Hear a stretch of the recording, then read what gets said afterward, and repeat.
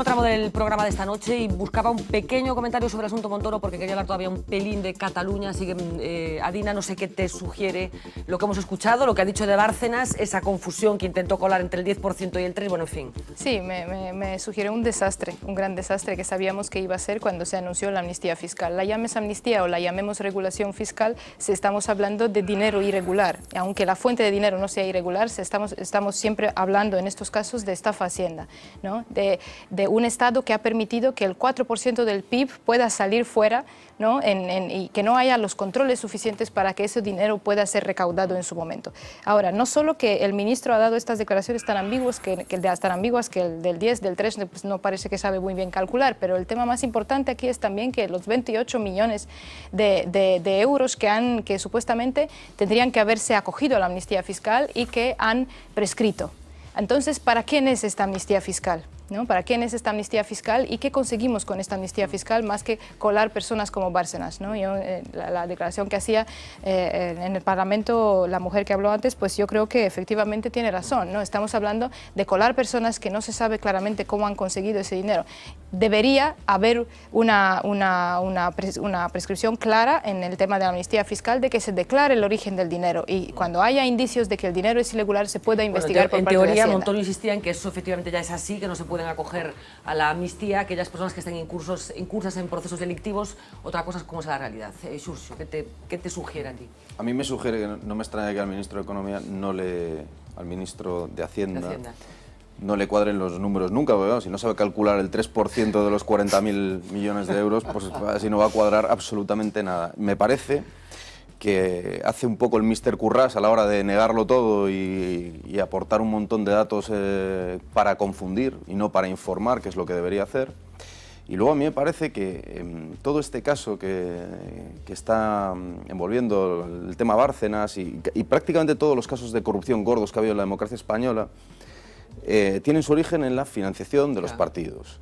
Tienen su origen en que no existe una regulación eficaz para controlar los déficits, los delitos económicos, los delitos de defraudación de Hacienda. No existe esa legislación eficaz y no existe ni la voluntad política de hacerlo. Y habría que preguntarse por qué no existe esa voluntad política y por qué los ciudadanos no penalizan con su voto esa falta de voluntad y esa falta de regular los partidos políticos. Ayer hablábamos de eso, José Luis Barreiro contó una anécdota, bueno, recordó un sistema que había hace unos años que yo desconocía su existencia, que era esa lonja que había en Madrid, en la que participaban las principales constructoras de España y, bueno, coparticipada, digamos, por las grandes administraciones que depositaban en esa lonja las grandes obras, de forma que las constructoras se subastaban las obras y las correspondientes comisiones, porque las comisiones forman parte de la vida de este país, de la democracia de este país desde que la recuperamos. En fin, vamos a hacer una conexión nueva con Marina Chiavegato porque hay una anécdota, bueno, probablemente dentro de todo el asunto Bárcenas hay que calificarlo como tal, pero que, bueno, tiene cierta gracia.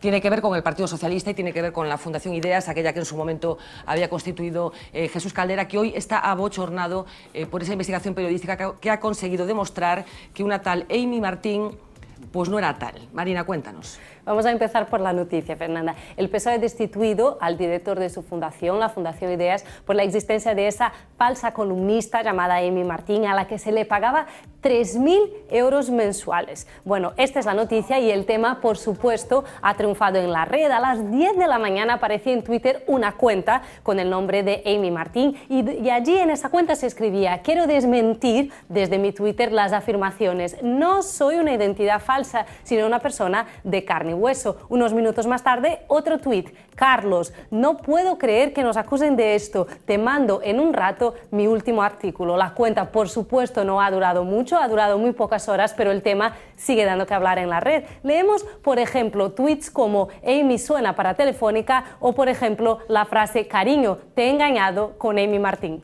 Bueno, increíble historia, que la Fundación Ideas no supiera que la tal Amy Martín no existía, que en realidad era, bueno, pues una estrategia que estaba llevando a cabo Carlos Mulas para cobrar ese sobresueldo. Y como decía, hoy Jesús Caldera ha hecho público un comunicado en el que por lo menos se destila un cierto bochorno por lo que ha sucedido y en concreto dice que como vicepresidente ejecutivo de la Fundación debo expresar mi estupor ante lo que supone una gravísima quiebra de la confianza confianza depositada en el que hasta hoy ha sido su director. Su actuación resulta inconcebible tanto por su solvencia intelectual y su excelente currículo académico como por el hecho de que desde el lunes ha reiterado su versión sobre la autoría de los citados trabajos. Parece que esa reiteración se demostró inútil como consecuencia, decíamos, de ese trabajo que hizo un medio de comunicación en concreto. En fin, asuntos que tienen que ver con la corrupción, pero han pasado hoy más cosas en España, algunas de calado, por ejemplo en Cataluña. Enseguida vamos a ver qué pasaba hoy en el Parlamento con esa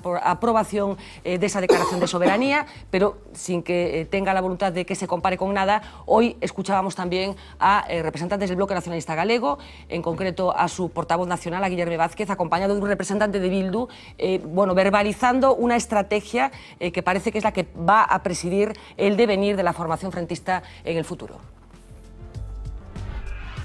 Os problemas históricos do noso país non teñen ningunha posibilidad de solución sin un autogoberno real, sin capacidade de decidir, sin, polo tanto, soberanía política, ¿no? Estamos viendo que se están dando incipientes procesos independentistas o de reivindicación de soberanía en Flandes, en Escocia, en Cataluña, en Euskal Herria, y queremos también que se den también en Galicia. Bueno, esa era la declaración que hacían esta mañana, como decíamos, Guillerme Vázquez, acompañado de un representante de Bildu. Se suma ya a ese apoyo que ya se hizo semanas atrás, bueno, de esa colaboración, digamos, por lo menos ideológica, con Esquerra Republicana de Cataluña, que parece que va a ser la formación hermana en el caso de Cataluña. Roberto, ¿alguna sugerencia? Sí, solo un comentario, muy breve, esto, se podrían incluso contar las palabras. El señor Guillerme Vázquez ha hecho una rueda de prensa con un político que pertenece, el señor Guillerme Vázquez, cuya estrategia es gobernar en Galicia con el Partido Socialista, porque no tiene otra estrategia posible, ha hecho una rueda de prensa con un señor de un partido político con el que el Partido Socialista se niega a firmar un comunicado en el Congreso de los Diputados porque lo considera un partido indigno para firmar un comunicado. O sea, el Partido Socialista considera a ese partido un partido indigno para ir en su compañía a firmar un comunicado. Esto que si no hubiera sido unánime de la Cámara, no recuerdo cuál era el tema. Y Guillerme Vázquez, en un acto de suicidio, esto es un suicidio político, yo espero que le parezca tan mal a los votantes del BNG como me parece a mí, porque me parece un suicidio, una cosa increíble. Esto sale a hacer una rueda de prensa con el representante de Bildu. En fin, han perdido el rumbo, es decir, han perdido el norte. Sí. Bueno, el rumbo del soberanismo, que parece que es el que quiere emprender también el Bloque Nacionalista Galego, y la palabra soberanismo, lógicamente, hoy ha tenido un epicentro que ha sido el Parlamento de Cataluña. Estaba previsto ya, pero la noticia se confirmaba hoy con esa aprobación de esa declaración de soberanía con los votos específicamente de CiU, de Esquerra Republicana y de Iniciativa per Catalunya, que finalmente decidió sumarse a la propuesta que está liberando CiU.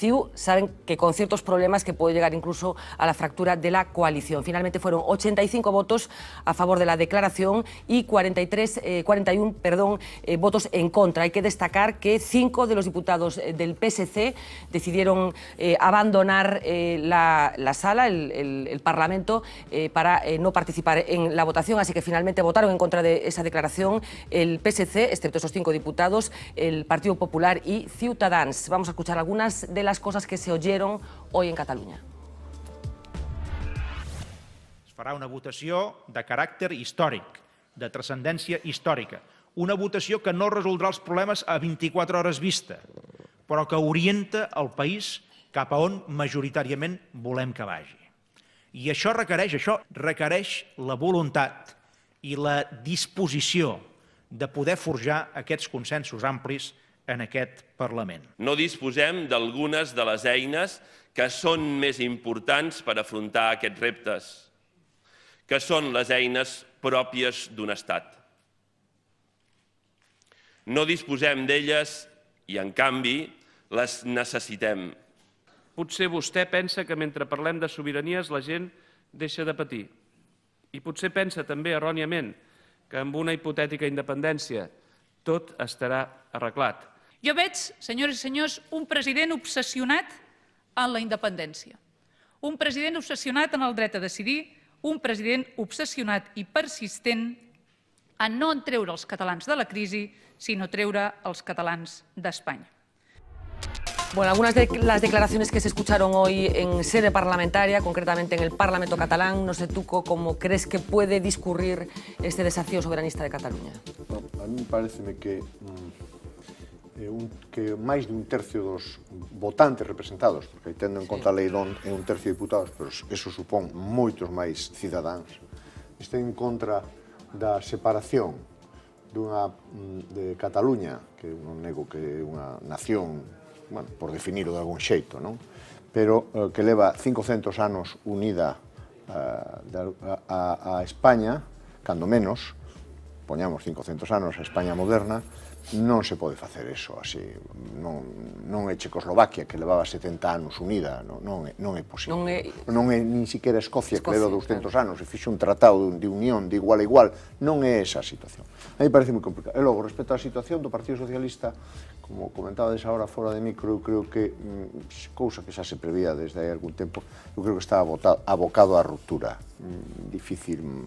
Hai un alma claramente nacionalista dentro do PSC, que se pode explicar históricamente, agora non nos dá tempo, pero isto é máis que eso, non? Pero non é que sea máis que eso, é que aflora cando realmente ao partido se lle tensiona, se lle pon nunha circunstancia de decidir. Eu creo que a maioría das bases electorais do Partido Socialista neste momento, que son as bases do cinturón vermello de Barcelona e de Tarragona, que son emigrantes españoles e os seus fillos non se sinten cataláns para ser independentes.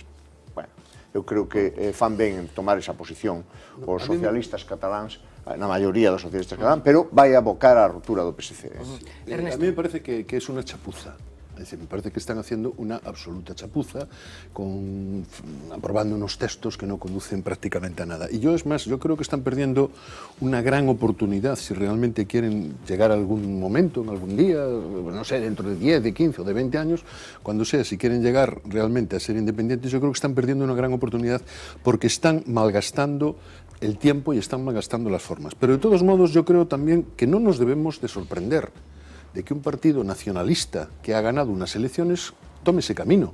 No deberíamos de sorprendernos, entre otras cosas, porque tampoco nos sorprendemos, queremos quitarle el derecho a los nacionalistas a iniciar un camino que, insisto, me parece una chapuza que yo creo que no conduce a ningún lado, y se lo queremos dar a otros partidos que, habiendo ganado las elecciones, hacen lo que quieren. Es decir, cuando un partido gana las elecciones, está legitimado absolutamente para cumplir su programa, incluso, según parece, para incumplirlo. O sea, incluso Adina, muy brevemente, por favor. Sí, yo creo que lo que estamos viendo tiene mucho que ver con la crisis económica, obviamente, y que cuando lo que está cogido con hilos frágiles, ¿no?, en épocas de crisis empieza a romperse y empieza a aflorar. Esto es un poco mutatis mutandis, ¿no? Hay que tomar en cuenta que son situaciones diferentes, pero es un poco parecido a lo que pasa con Inglaterra, otra vez queriéndose salir de la Unión Europea. Estamos cuando nos conviene y cuando las cosas van mal no estamos. Yo creo que es una obra política maquiavélica, obviamente, por parte de los partidos nacionalistas de Cataluña, sobre todo por parte de Convergencia. Y había un análisis periodístico muy interesante de un economista catalán hace unas semanas que estaba hablando con datos económicos de lo que podría pasar, estaba haciendo un escenario de futuro, ¿no?, hablando de lo que podría pasar con Cataluña si Cataluña se separa de España desde el punto de vista económico, tumbando todos los argumentos que en estos momentos Convergencia y Unión tiene sobre cómo les iría mejor económicamente. Para dar un ejemplo, decía, por ejemplo, si Cataluña se separa de España, durante por lo menos un tiempo no va a poder ser parte de la Unión Europea, porque España lo va a vetar y porque la Unión Europea es un proceso de ascensión complicado. Entonces, una de las cosas que va a pasar como consecuencia de eso es que todas las empresas que se benefician del mercado europeo, ¿no?, van a salir de Cataluña y se van a cambiar para el resto de España. O sea, a lo mejor hasta nos beneficia que Cataluña se salga, ¿no?, decía este economista catalán en ese momento. No, yo creo que no se puede tomar un proceso soberanista en contra del 50% de la población, aunque el derecho a decidir es un derecho democrático, ¿no? La cuestión es, una vez decidido, ¿qué porcentaje es necesario para poder...? Tribunal Supremo de Canadá, claro. Doctrina del Tribunal Exactamente, Supremo. en Quebec lo tienen claro. Y yo creo que evidentemente Adina tiene toda la razón, es un problema de crisis económica. Y los nacionalistas catalanes que piensan que su país es mejor que Andalucía, que son unos vagos, no trabajan y tal, están equivocados, igual que los ingleses, igual que los alemanes. Respecto al sur. Y evidentemente sería malo para Cataluña, malo para España. Y es un problema, si me permites, es un problema también de negociación y de falta de diálogo y de falta de tomar posturas y de falta de coger el toro por los cuernos por donde hay que cogerlo, ¿eh? A ver, Roberto. Bueno, como tenemos poco tiempo, ¿no? En realidad es un disparate, ¿no? Es un disparate. Yo me he molestado hoy, como me imaginé que ibas a sacar este tema, ¿no? en leer el comunicado que ha aprobado el Parlamento de Cataluña. Es un puro disparate histórico. O sea, por ejemplo, siguen manejando el tópico este de la guerra civil fue una guerra contra Cataluña, sin decir, por ejemplo, que uno de los más conocidos catalanistas apoyó directamente el golpe de Estado y financió directamente a Franco. Y la burguesía catalana también lo hizo. Y montones de catalanes, por favor. El comunicado es un puro disparate, pero yo quisiera subrayar una cosa que me parece importante subrayar, ¿no?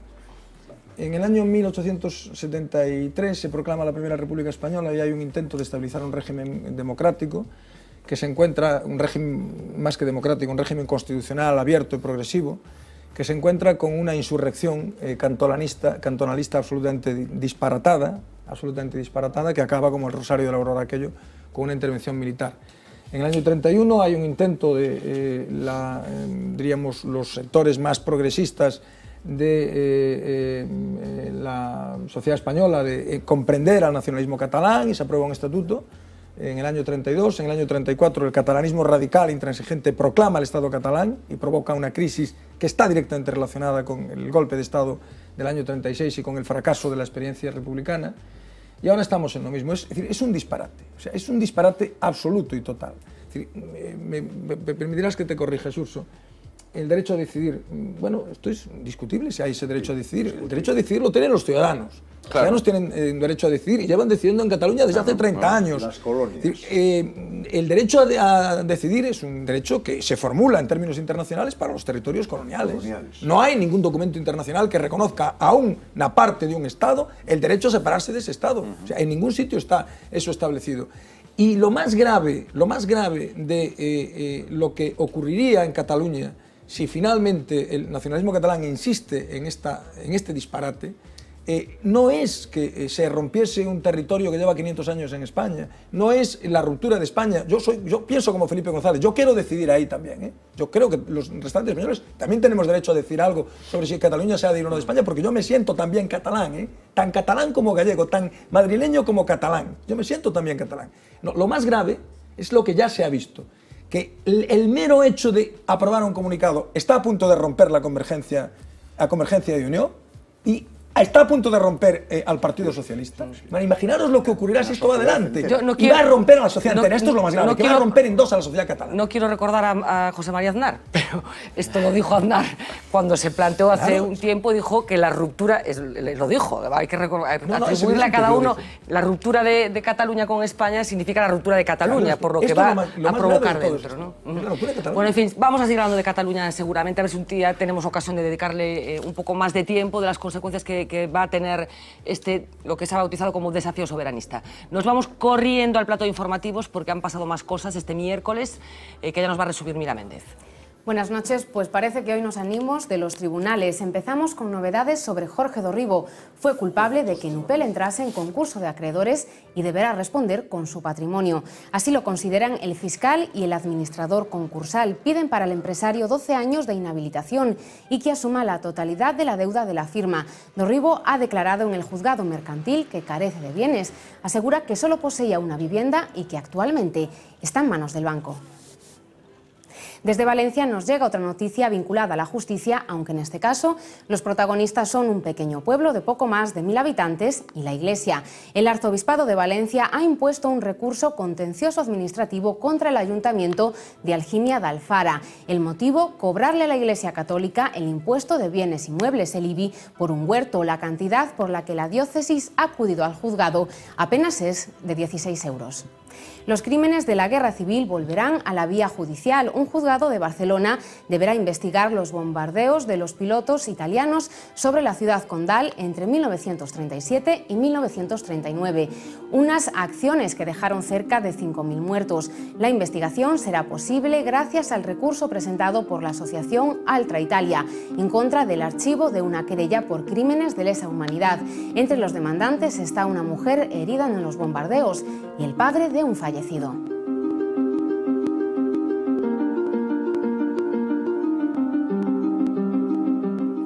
Mañana en Estados Unidos se tomará una decisión histórica en materia de igualdad. Según se ha filtrado, el secretario de Defensa estadounidense levantará la prohibición de que las mujeres sirvan en unidades de combate.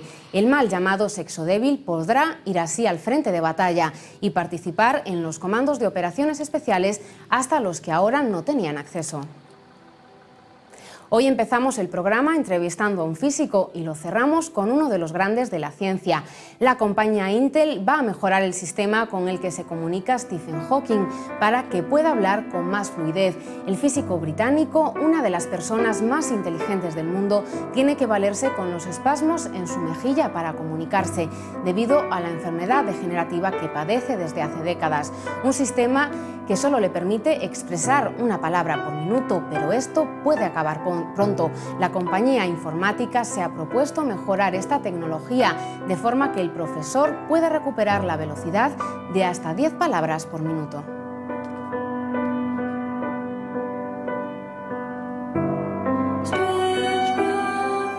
Con esta noticia nos despedimos por este miércoles, mañana más. Gracias, Mila. Stephen Hawking hoy por todos los lados en el programa. Recordábamos con Jorge Mira esa visita a Galicia y esa degustación de percebes que le proporcionaron al premio Nobel, y nos contaba efectivamente Jorge Mira ese ritmo de comunicación que nos ha impedido seguir teorizando sobre aspectos fundamentales de quiénes somos y de dónde venimos. Nos vamos rápidamente a la primera página del periódico de mañana. Titular de apertura: Montoro dice que es ruin preguntarle si cobro de Bárcenas dinero negro. La amnistía fiscal ha hecho aflorar 40.000 millones, pero el Estado ha recaudado menos de 1.200, la mitad de lo previsto. Foto de primera: España semifinalista del Mundial de balonmano tras vencer a Alemania. Destacar también que el Deportivo debe 107.000 euros al restaurante donde cena Lendoiro, y también que A Coruña y Vigo desaparecen de la lista de ciudades con más actividad cultural. Suponemos que también como consecuencia de la crisis económica, y no sabemos también si como consecuencia del agujero del Gallas, que acaba acaparando todos o una parte importantísima de los fondos que se destinan en este país, como decíamos, a actividades culturales. Saben que nuestra vocación pasa casi siempre por provocarles una sonrisa a pesar de la que está cayendo y a pesar de que los protagonistas sean señores tan serios como Cristóbal Montoro, pero es que no podemos evitarlo. Cada vez que lo vemos en comparecencias como la de hoy, recurrimos a Lois Balado para que le haga un perfil como este. Cristóbal Montoro arrancaba su comparecencia en la Comisión de Hacienda relajado e incluso reflexivo. Todo lo demás son interpretaciones, en fin, si quieren comentarios, rumores, tal, la vida, ¿no? Tal, en sí misma, pues faltaba más. Pero Montoro se encendió con cada intervención de la oposición. Porque si tenía usted un punto de credibilidad en términos de lo que era como persona y como parlamentario, lo acaba de perder, porque no le interesa entender nada. Nada. Pero ¿cómo se van a enterar si no se leen una ley desde hace tiempo? Claro, es que realmente hay que leer. Que pida la dimisión que quiera, por supuesto, ¿no? Quiero decir. Aunque esta no es la primera vez que vemos al ministro de Hacienda en una actitud desafiante. No es tan difícil de entender. No hay dinero, señorías. Busquen alternativa. Que haga el favor, señor Anchuelo, de hablar con propiedad en la Cámara. Y lo que ha contestado, pues es con un pupurri político muy a su estilo, señor Blanco. Está usted en su salsa. De hecho, lo habitual es verle gesticular con gran pasión desde las distintas tribunas políticas. Cristóbal Montoro probablemente sea el miembro del gobierno con más fe en sus convicciones. Quizás el más repetido de sus dogmas sea la creencia a pies juntillas en reforzar el proyecto europeísta como salida a la crisis. La solución se llama euro y se llama la Unión Europea. Un proyecto europeo que no dará marcha atrás porque no estamos solos. Tenemos detrás a Europa. Y si Montoro adopta una receta económica como válida, creerá en ella hasta el final y no le importará replicarle a la prensa si le lleva la contraria.